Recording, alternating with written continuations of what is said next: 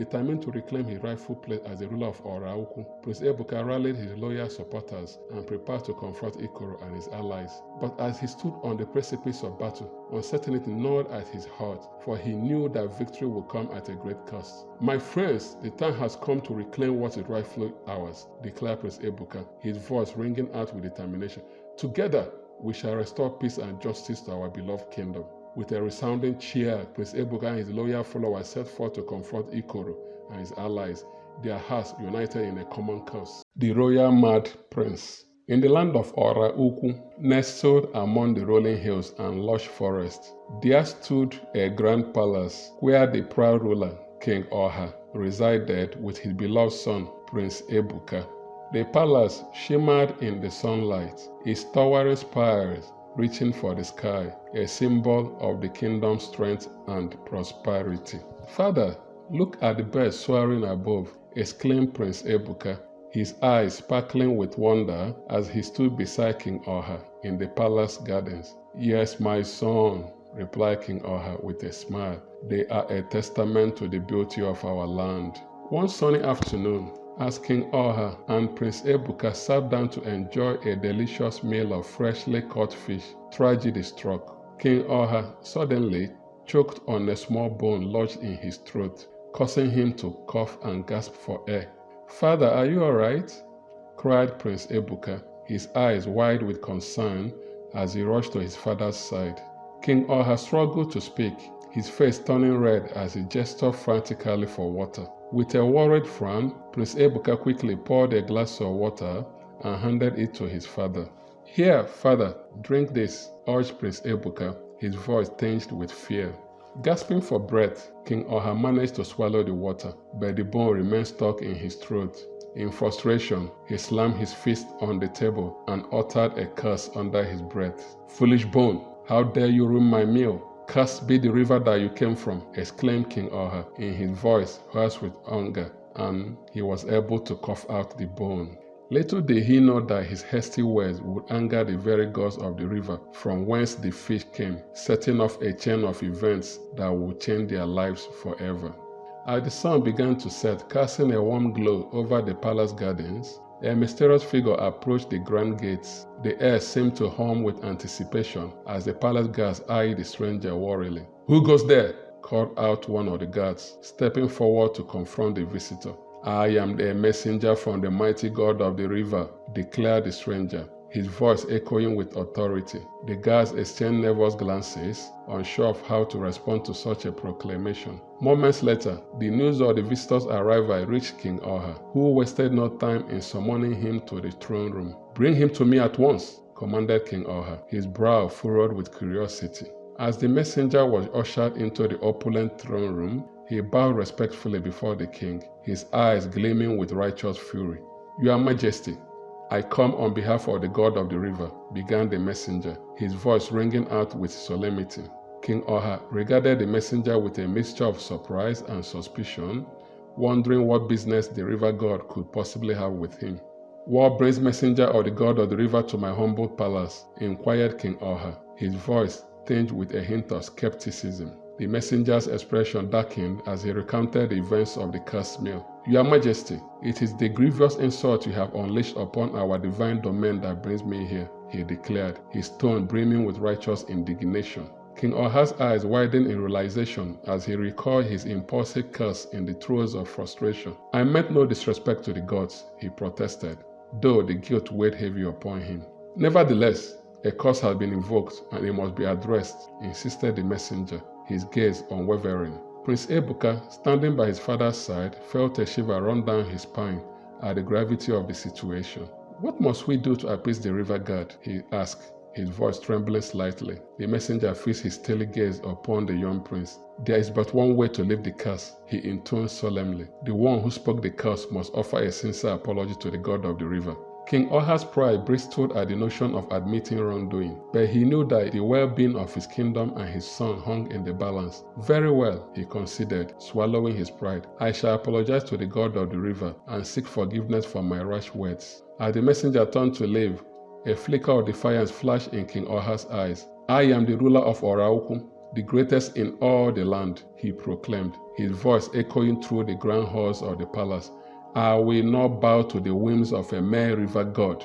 The messenger's face darkened with displeasure, his patience wearing thin. Your arrogance knows no bounds, King Oha, he retorted, his voice laced with warning. But mark my words, the consequences of your defiance will be grave indeed.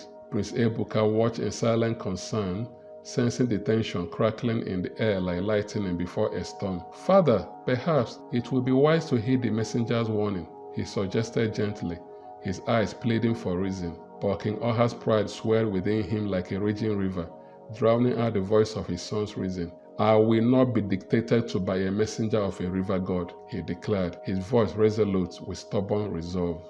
Before the messenger could respond, the palace guards sprang into action, moving to apprehend him for his insolence. But to their shock and horror, the messenger raised his hand and with a widespread incantation, transformed the nearest guard into a frog. Gasps of astonishment filled the throne room as the frog hopped frantically, his eyes wide with bewilderment. The messenger's form shimmered and shifted, transforming into a gust of wind that whisked through the room before vanishing into thin air. King Oha's heart pounded with a mixture of fear and fury as he realized the gravity of his folly. But try as he might, he could not shake the lingering sense of unease that unsettled over the palace like a dark shadow. With the messenger gone and the palace guards still reeling from the shocking display of magic, King Oha's mind raced with apprehension. What have I done? He muttered, his voice thick with regret. Prince Ebuka approached his father, his eyes filled with concern. Father, we must find a way to undo the curse, he urged, his hand resting gently on King Oha's trembling shoulder. But the weight of his pride bore heavily upon King Oha's shoulders, clouding his judgment. I will not beg forgiveness from a river god, he declared stubbornly, his jaw set in defiance. Prince Ebuka sighed, knowing that his father's stubbornness could have dire consequences. Father, please reconsider, he pleaded, his voice tinged with desperation. The safety of our kingdom and my well-being depend on it. But King Oha turned away, his heart hardened by pride and arrogance. Enough, Ebuka, he snapped, his voice sharp with frustration. I will not entertain such foolish notions. We will find another way to rid ourselves of this curse. Then, out of the blues, Prince Ebuka started behaving weirdly. He lost his mental power of reasoning. He has gone mad as the curse of the god of the river fell upon him. As days turned into weeks, the once vibrant palace was consumed by a somber atmosphere. King Oha spared no expense in seeking a cure for his son's affliction, summoning spell breakers from afar and awide to no avail. In the quiet hours of the night, Prince Ebuka would wander the palace halls, his mind clouded with confusion and despair. What have I done to deserve this? He whispered to himself, his heart heavy with sorrow. Meanwhile, in a secluded chamber adorned with ancient tapestries and flickering candlelight, the wise seer of Orauku delved deeper into the ancient scrolls and mystical tomes that lined the shelves. With furrowed brows and keen eyes, the seer sought answers to the kingdom's plight.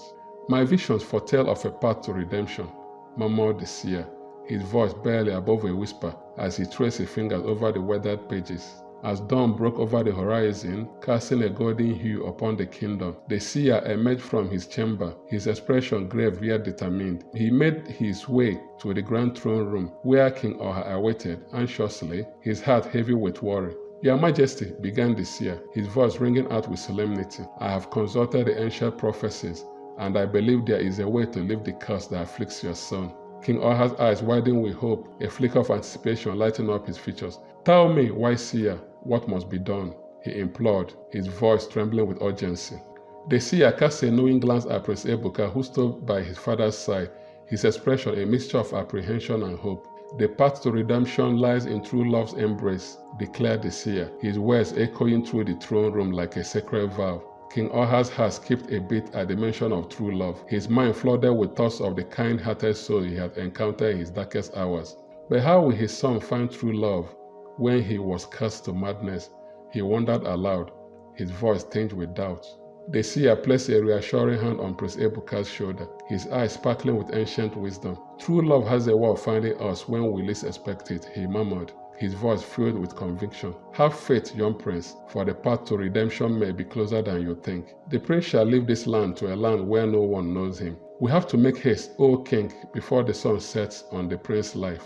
King Oha was disturbed. He understood the meaning of the wise words of the seer. It meant that the prince would die if he didn't leave the land to find true love. Determined to heed the seer's advice, King Oha wasted no time in making preparation for a journey to a distant land where true love might find his cursed son. Prince Ebuka, though uncertain, found solace in the hope that awaited beyond the kingdom's borders. As the sun rose high in the sky, casting its warm rays over the land of Oraukwu, the royal workers stood ready at the palace gates.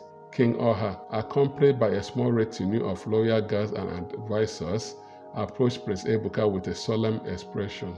"Son, you must leave at once," said King Oha, his voice gentle yet firm. "It is time to seek the remedy that will lift this curse from your shoulders," King Oha continued. Prince Ebuka stared blankly at the king, his mind far gone from the realities of the environment around him. With a final glance back at the palace he called home, Prince Ebuka stepped into the simple cart that would disguise him as a prince. The wheels creaked into motion, setting the disguised royal prince on a path toward the unknown, with only a guard and a driver as his companions. As they ventured beyond the familiar borders of Oraukwu, Prince Ebuka couldn't help but feel a sense of longing for the kingdom he left behind. Though his mind had wandered, he still had some human feelings. The journey to the distant land was long and arduous, but the disguised royal guard with the name of Ifedi remained steadfast in his determination to help find a cure for the prince's affliction. As the disguised royal cart rattled along dusty roads and winding paths, Prince Ebuka stole glances out the window, watching as the landscape changed from familiar forests and meadows to new and exotic vistas. The air was filled with the sounds of unfamiliar bird song and the scent of foreign flowers, filling him with a sense of wonder and trepidation. At last, after hours of journeying, the disguised royal entourage arrived at their destination, Ezenifite, a quaint village nestled amidst rolling hills and verdant fields. The villagers paused in their daily tasks to watch in curiosity as the creaky cart made its way through the winding pathways towards the village marketplace. King Oha had instructed his guard to find suitable place for Ebuka because the royal seer had warned him that there should not be any traces of royalty found on Prince Ebuka. True love should find him in his mad state as a commoner. The creaky cart arrived the village path, and the loyal disguised royal guard saw a group of elders discussing over gulls of palm wine at a corner, and he humbly walked up to them. "Good elders of this land, I seek your guidance in a matter of grave importance," the guard began, his tone earnest and sincere, but careful not to mention that they were from the land of Oraukwu. "We are from a distant land of Ikom. My brother Ebuka has been afflicted by a curse, and we have been told that true love's embrace may hold the key to his salvation, and the seer instructed us to bring him to this land. I seek permission to leave him here at the marketplace as one of the madmen in the land until true love finds him." The village elders exchanged solemn glances, their eyes reflecting the weight of the disguised guard's words. "We shall do everything in our power to assist you," declared the elder's elder, his voice resonating with authority. "But true love is a rare and elusive treasure, and it may take time to find for normal persons. But your brother is mad. Who will love a madman?" The disguised royal guard felt a surge of hopelessness wash over him at the elder's words, but he clung to the belief that somewhere, amidst the unfamiliar faces and distant lands, true love awaited the prince, Ebuka. With renewed determination, the royal guard and the driver of the cart set Ebuka down at a corner on a pathway to the market, and the driver returned to Oraukwu land, while the royal guard had to stay back to monitor Ebuka from a distance, while also to make sure he brings food to him regularly. While the royal guard and Prince Ebuka began a life of seeking true love in Ezinifite land, back in Oraukwu land, trouble brewed in the form of King Oha's nephew, Ikoro. Ambitious and cunning, Ikoro saw Prince Ebuka's absence as an opportunity to seize power for himself. Gathering his loyal friends, Ikoro plotted in the shadows, his eyes gleaming with ambition. "With crowned royal Prince Ebuka gone, the throne is ripe for the taking," he whispered, his voice dripping with deceit. "We must strike swiftly and decisively to ensure our victory." His friends nodded in agreement, their faces twisted with greed. "But what of Prince Ebuka's curse?" asked one of Ikoro's allies, a hint of uncertainty in his voice. Ikoro waved off the concern with a dismissive gesture. Let the cursed prince rot in his madness, his path, his disdain palpable. We shall deal with him in due time. For now, our focus must be on seizing control of the kingdom.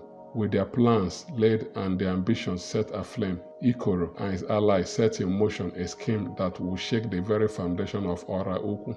In the bustling marketplace of Oraukwu, Ikoro and his allies conspired to execute their nefarious plan. They sought out a young maiden named Amma, known for her innocence and naivety, believing her to be the perfect pawn in their scheme. Approaching Amma with false smiles and honeyed words, Ikoro and his friends painted a picture of a grand romance and a life of luxury awaiting her in the palace. Imagine, dear Amma, being the beloved of a prince, cooed Ikoro, his voice dripping with deceit.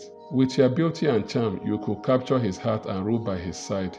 Amma's eyes widened with awe and excitement at the thought of such a glamorous future. Oh, how wonderful that would be, she exclaimed, her cheeks flushed with anticipation. Encouraged by Amma's eagerness, Ikoro and his allies spun their web of lies, weaving a tale of love and destiny that seemed too good to be true. All you need to do, my dear, is win the heart of the cursed prince, declared Ikoro, his voice smooth as silk. And once he is under your spell, we shall ensure that you ascend to the throne as his queen. Amma's heart fluttered with excitement at the prospect of such grandeur, and without a second thought, she agreed to become a pawn in Ikoro's twisted game.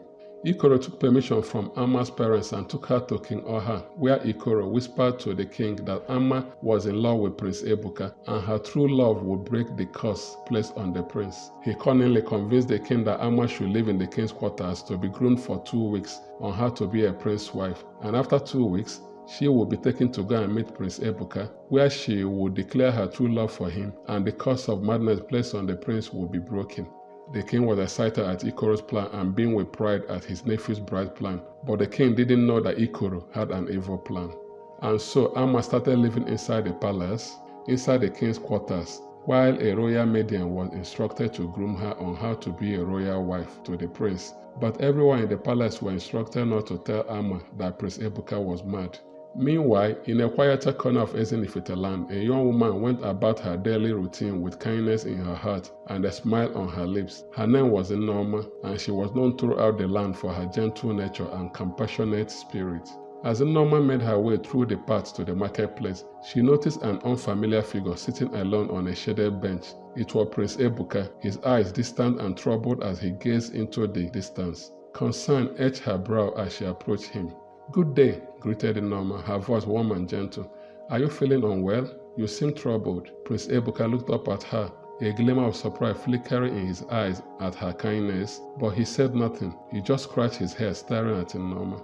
Unperturbed by his reserved demeanor, Nneoma offered him a small basket of biscuits she had bought from the market. "Here, perhaps this will lift your spirits," she suggested, her eyes sparkling with genuine concern.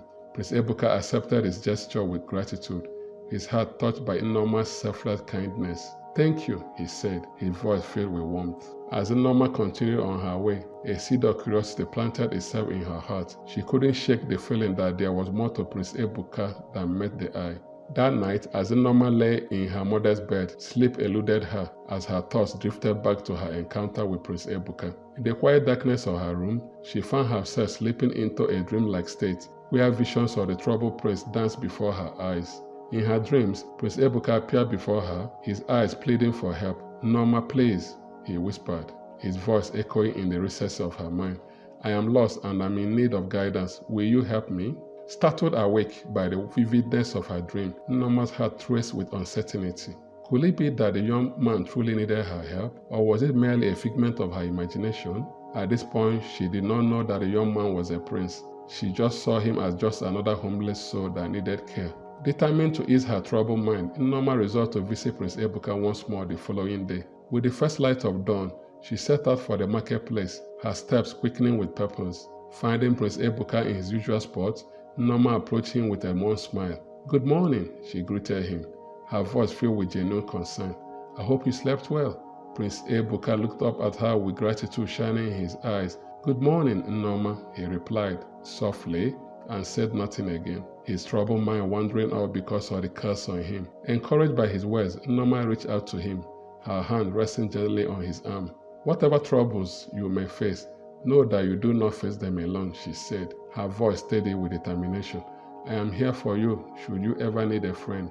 As they sat together in companionable silence, a bond of friendship began to form between them, forged by kindness and understanding. The days passed, and Nneoma's friendship with Prince Ebuka blossomed like a delicate flower in the warm sunlight. Each morning, she would visit him in the marketplace, bringing with her small tokens of kindness and words of encouragement, and from a distance, the disguised royal guard watched, hoping that something good would come out from the strange girl that he had seen coming to show kindness to the prince. One day, as they sat together beneath the shade of a coconut tree eating mangoes, Prince Ebuka turned to Nneoma with a grateful smile and just stared at her. He reached out and muttered, "Thank you." Nneoma's heart swelled with warmth at his words. "It's my pleasure," she replied, her voice soft with affection. "I'm simply happy to bring light to your world. You hardly talk. The villagers whisper that you are a madman from another land, and if you are wondering why I'm kind to you, my family believe in showing kindness to people because long ago, our ancestors were helped by a stranger and they swore that every member of their family would always show kindness to people, and it has been like that ever since." With a grateful nod, Prince Ebuka reached out and clasped Nneoma's hand in his own. In that moment, they shared a silent vow, bound by the unbreakable bonds of friendship and trust. Back at Oroku land, Ikoro's plot thickens. He approached Amma, who was by then seen as a member of the king's household. Ikoro handed Amma a potion, which he told her was a herb that would help make everyone in the palace love her more, and instructed her to secretly put it in the food that would be served to everyone. He also instructed her to leave the door to the king's chambers open for him that night, that he wanted to bring a surprise gift to her. Ignorantly, Amma agreed, not knowing that the potion was a sleeping potion. After eating the meal served that night that Amma had put the potion Ikoro gave her, she didn't eat the food because Ikoro instructed her not to eat it. Every member of the king's household fell into a deep sleep. Amma also kept open the door to the king's chambers like Ikoro instructed and went to bed. By midnight, Ikoro and his friends without resistance entered the palace. Because all the guards and all members of the royal staff were deep asleep from the portion Ikoro gave Amma to ignorantly put in the royal food pots in the kitchen. Ikoro moved straight to the king's bedroom, saw the king sleeping, and did what was unthinkable. He killed the king in his sleep, then went to Amma's room and killed her too. In the morning, when everyone woke up in the palace, they saw Ikoro sitting on the throne in the king's clothes and wearing the crown on his head, surrounded by his friend. "The king died in his sleep last night," Ikoro said. "The crown prince is mad and in an unknown land, and the last report I got was that he had been eaten by wild animals. So I am the next in line to be king, and I am king. The royal seer will officially crown me king later today. Anyone who resists my kingship will be dealt with," Ikoro declared. Back in Ezinifite land, as their friendship deepened, Nneoma found herself looking forward to seeing Prince Ebuka at his corner on the path to the market. She had developed a strong affection for him. One day, after visiting Prince Ebuka, she stared at him and then said, "I love you," and she ran off, feeling shy. Immediately, the curse were lifted from Prince Ebuka, who sprang up and looked confusedly around his environment, wondering what he was doing there. The disguised royal guard, who had been observing from a distance, ran forward and happily told Prince Ebuka all that had happened. "Where is my father, the king?" Prince Ebuka asked. The disguised royal guard replied that the king was back in the palace in Orauku land, praying every day that the prince's curse of madness would be lifted. "Now that the curse has been lifted on me, take me back to the land of Orauku, so that my father will know that his beloved son is well now," Prince Ebuka commanded.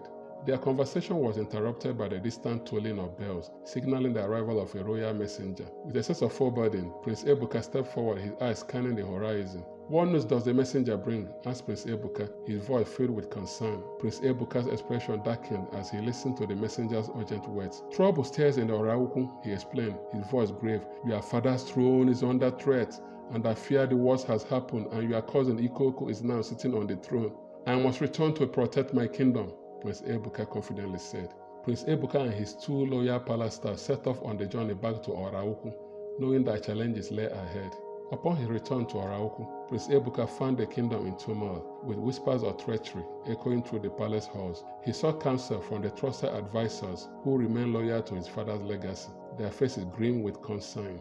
"Your Highness, it grieves me to inform you that your father's throne has been usurped by your cousin Ikoro," explained one of the advisors, his voice heavy with sorrow. "He has seized control of the kingdom with the help of his allies." Prince Ebuka's heart clenched with anger and sorrow at the news.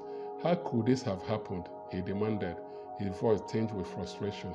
The advisor shook his head sadly. "Ikoro's lust for power knows no bounds," he replied bitterly.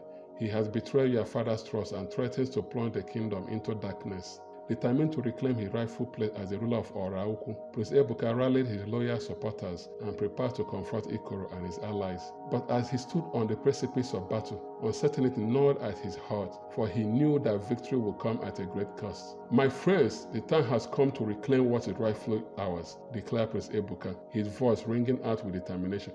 "Together, we shall restore peace and justice to our beloved kingdom."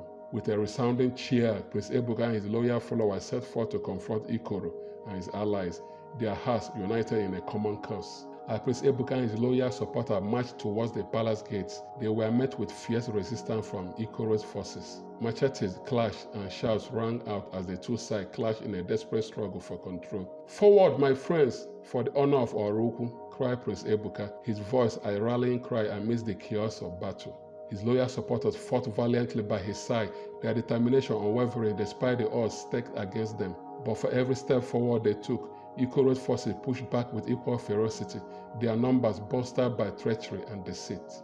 As battle raged on, Prince Ebuka and his loyal supporters fought with all their might, their determination unwavering in the face of adversity. Machetes clashed, arrows flew, and shouts of triumph mingled with cries of pain as the fate of Orauku hung in the balance. Amidst the chaos, Prince Ebuka spotted Ikoro's closer allies, his heart heavy with sorrow at the sight of former friends turned enemies. "Why do you fight against your own kingdom?" he called out, his voice filled with sorrow and disbelief. One of Ikoro's allies sneered in response, his eyes cold with malice. "We fight for power and glory, just as Ikoro promised us." He spat his words laced with venom. "We have no loyalty to you or your kingdom." Undeterred by their betrayal, Prince Ebuka pressed forward, his determination fueled by the knowledge that the fate of his kingdom depended on his victory. But as the battle raged on, Prince Ebuka began to feel the weight of exhaustion bearing down upon him. His arms grew heavy, his movements sluggish as fatigue threatened to overwhelm him. Desperate to turn the tide of battle, he called out to his loyal supporters for aid. "Stand firm, my friends, victory is within our grasp," he cried, his voice ringing out with determination. "Together we shall overcome this darkness and restore peace to our beloved kingdom." With renewed resolve, Prince Ebuka and his loyal supporters fought on, their hearts united in a common cause. As the battle reached its climax, Prince Ebuka found himself face to face with Ikoro, his treacherous cousin, who sought to claim the throne for his own. Their machetes clashed in a flurry of steel, each blow fueled by years of rivalry and bitterness. "You will never defeat me, Ebuka," Ikoro taunted, his voice dripping with malice as he lunged forward with renewed ferocity. Prince Ebuka parried Israel with skill and determination, his eyes blazing with determination. "I fight not for myself, but for the people of Orauku and the honor of my father's legacy," he declared, his voice echoing with authority. With a swift motion, Prince Ebuka disarmed Ikoro, sending his machetes clattering to the ground. As Ikoro staggered backward, his face twisted with rage, Prince Ebuka extended a hand in a gesture of mercy. "Surrender now, Ikoro, and spare yourself and your allies further bloodshed," he urged, his voice firm with yet compassionate. But Ikoro's pride would not allow him to yield so easily. With a defiant snarl, he lunged forward once more, his fist raised in a last desperate attempt to claim victory. The two cousins grappled with each other in a fierce struggle, their breath coming in ragged gasps as they fought for control. But in the end, it was Prince Ebuka who emerged victorious. He resolved unshakable in the face of adversity. With Ikoro defeated and his allies scattered, Prince Ebuka stood triumphant amidst the wreckage of battle, his heart heavy with the weight of victory. But as he surveyed the scene before him, a sense of peace washed over him, knowing that Orauku was once again safe from the clutches of tyranny.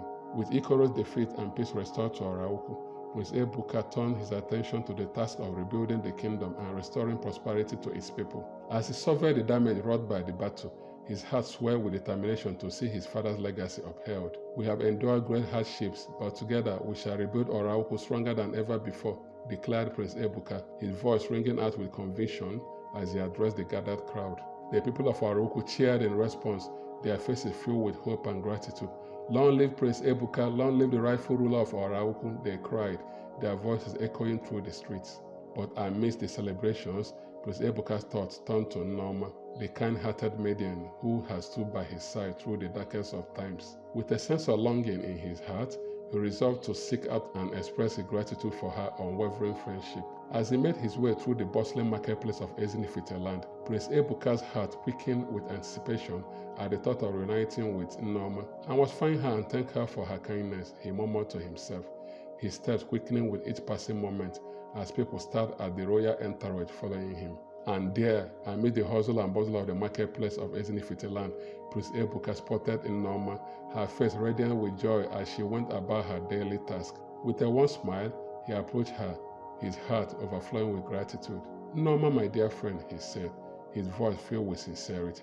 "I cannot begin to express my gratitude for all that you have done for me. You have been a beacon of light in my darkest hour, and for that I am eternally grateful." Tears welled up in Nneoma's eyes as she embraced Prince Ebuka, her heart overflowing with joy. "It has been my honor and privilege to stand by your side, Your Highness," she replied, her voice choked with emotion. Prince Ebuka and his entourage proceeded to Nneoma's mother's home where he met her family. He narrated all that happened between Nneoma and himself and proposed to marry Nneoma. The bride price was paid, and the prince promised the family that they would all be present at the royal wedding when the date was fixed, but that first he would like to travel around distant lands with Nneoma for 3 months to find out how other people lived, and he believed that the experience would help make him a better king. By dusk the next morning, the royal entourage left Ezinifite back to Orauku land, where the happy citizens welcomed their queen-to-be to Orauku. Nneoma was amazed by the opulence of the palace and her personal room. The prince told her that she was worth every good thing in life for being a person with a kind heart. 1 week later, with the kingdom of Orauku restored to peace and prosperity, Prince Ebuka and Nneoma embarked on the planned journey together, their hearts full of hope and promise. As they traveled through the lush village side, they encountered villagers who greeted them with warmth and gratitude. "Thank you for bringing peace back to our land, Your Highness," said an elderly villager, bowing respectfully before Prince Ebuka. "We are forever in your debt." Prince Ebuka smiled warmly at the villager, his heart swelling with pride. "It is my duty and honor to serve the people of Orauku," he replied, his voice filled with humility. "Together, we shall build a future filled with peace and prosperity for all." As they continued on their journey, Prince Ebuka and Nneoma encountered challenges and obstacles along the way, but their bond remained unbreakable. With each passing day, they grew closer, their friendship blossoming into something deeper and more profound. "I'm grateful for your companionship, Nneoma," said Prince Ebuka one evening as they sat beneath a canopy of stars, their campfire crackling softly in the darkness. "You have brought light into my life in ways I never thought possible." Nneoma smiled tenderly at Prince Ebuka, her eyes shining with affection. "And I am grateful for yours, Your Highness," she replied, her voice filled with warmth. "Together, we can face any challenge that comes our way."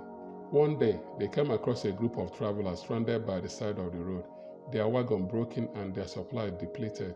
"We have been traveling for days without rest," explained the leader of the group, his voice weary with exhaustion. "We fear we may never reach our destination." Prince Ebuka and Nneoma exchanged a knowing glance before springing into action. "Fear not, good travelers," declared Prince Ebuka, his voice filled with reassurance. "We shall help you repair your wagon and provide you with food and water for your journey." With their combined efforts, Prince Ebuka, Nneoma, the personal guards accompanied them, and the travelers worked tirelessly to mend the broken wagon and restock their supplies. As they worked, they shared stories and laughter, forging bonds of friendship that will last a lifetime. "Thank you, Your Highness and dear Nneoma," said the leader of the travelers, his eyes shining with gratitude. "You have shown us kindness and generosity beyond measure. We shall never forget your deeds." Prince Ebuka and Nneoma smiled warmly at the travelers, their hearts filled with joy at the opportunity to help those in need. "It is our pleasure to assist you," replied Nneoma, her voice filled with sincerity.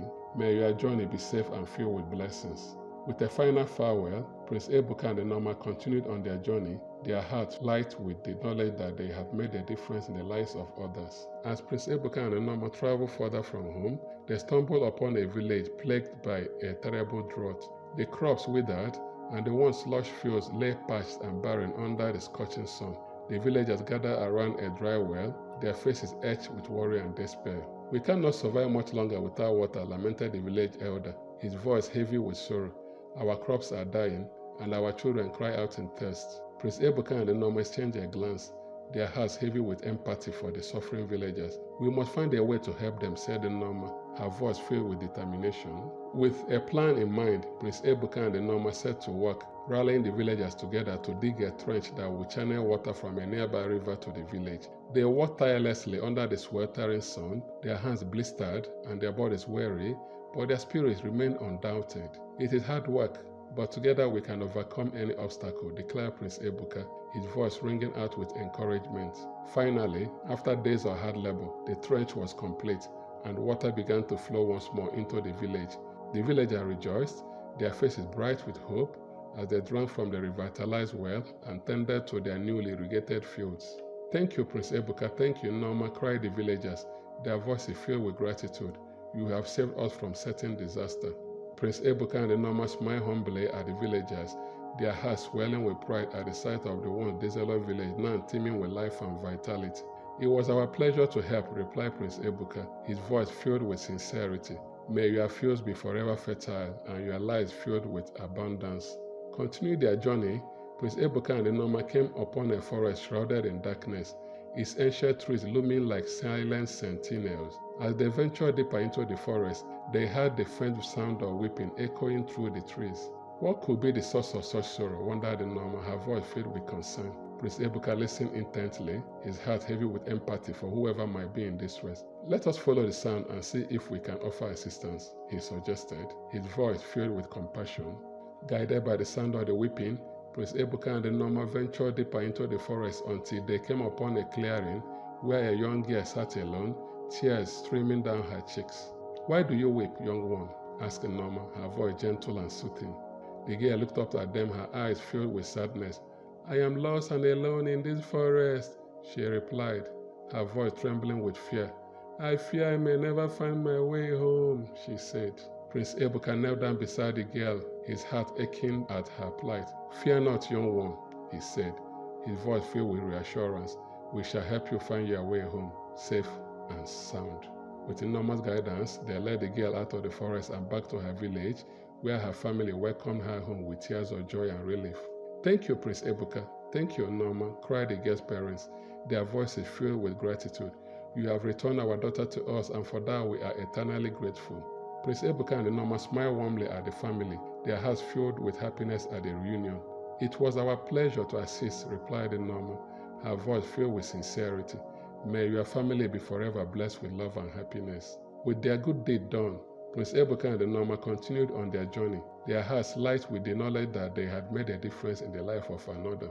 As Prince Ebuka and Norma journeyed on, their adventures led them to a remote village nestled in the mountains. The villagers welcomed them with open arms, their faces lit up with smiles as they shared tales of their traditions and customs. "We are honored to have you visit our humble village," said the village elder, his voice warm with hospitality.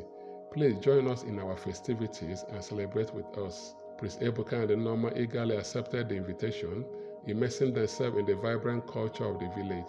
They danced to the rhythmic beat of drums, sampled delicious local cuisine, and joined in traditional games and ceremonies. "This is truly a joyous occasion," remarked Norma, her eyes sparkling with delight as she twirled in the midst of the festivities.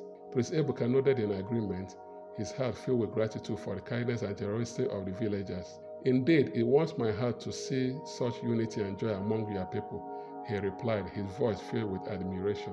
As the sun began to set, signaling the end of the festivities, the village elder approached Prince Ebuka and Norma with a gift. "This is a token of our appreciation for your visit," he said, presenting them with an intricately woven basket filled with fruits and flowers. "We are honored by your generosity," said Prince Ebuka, bowing respectfully to the village elder. "We shall treasure these gifts as symbols of the friendship we have shared."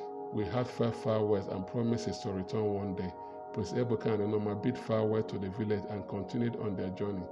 As they journeyed into the horizon, their hearts were filled with the memories of the kindness and hospitality they had encountered along the way, knowing that their adventures were far from over. And as the stars twinkled overhead, they knew that wherever their journey may lead, they would always carry the spirit of friendship and love with them forevermore. After their remarkable journey, Prince Ebuka and Norma returned to Oraukwu with hearts brimming with tales of their adventures. The entire kingdom rejoiced at their safe return, and preparations began for a grand royal wedding to celebrate their love and unity. As the day of the wedding dawned, the palace grounds were adorned with vibrant flowers and shimmering decorations. Kings, queens, princes, and princesses from neighboring kingdoms arrived to honor the occasion, along with esteemed guests and important personalities from far and wide. Amidst the joyous festivities, Norma's relatives from Ezinifite joined in the celebration. their faces radiant with happiness as they witnessed the union of their beloved Nneoma with Prince Ebuka. The air was filled with laughter, music, and the scent of delicious feast as the kingdom came together to celebrate the love that had triumphed over all obstacles. "I am overjoyed to see our prince and his bride united in love," remarked one of the kingdom's elders, a tear of happiness glistening in his eye. Prince Ebuka and Nneoma exchanged vows of love and commitment in a ceremony filled with warmth and reverence. As they exchanged rings, their hearts beat as one, forever bound by the bonds of love and friendship. "I promise to cherish and protect you for all the days of my life," declared Prince Ebuka, his eyes shining with adoration as he gazed into Nneoma's eyes. "And I promise to stand by your side through all the trials and triumphs that life may bring," replied Nneoma, her voice filled with love and devotion. With their vows exchanged and blessings bestowed upon them by the kingdom's elders, Prince Ebuka and Nneoma sealed their union with a kiss, their love shining brightly for all to see. As the festivities continued late into the night, the land of Oroku rejoiced in the knowledge that their beloved prince had found his queen. And a few weeks later, amidst great fanfare and celebration, Prince Ebuka was crowned king, ready to lead his people with kindness, wisdom, and compassion. Under King Ebuka's rule, the kingdom flourished, and the people of Oroku lived in harmony and prosperity. With Queen Nneoma by his side, King Ebuka ruled with a kind heart and wisdom, ensuring that the love they share would guide them through every challenge they faced. And so, in the kingdom of Oroku, Prince Ebuka and Queen Nneoma lived happily ever after, their love story a testament to the enduring power of love, friendship, and unity. And as they looked out upon their kingdom, they knew that together they will write a new chapter of peace and prosperity for generations to come. Thanks for watching this video. Please subscribe, like, comment, and share this video as we continue to bring you more interesting stories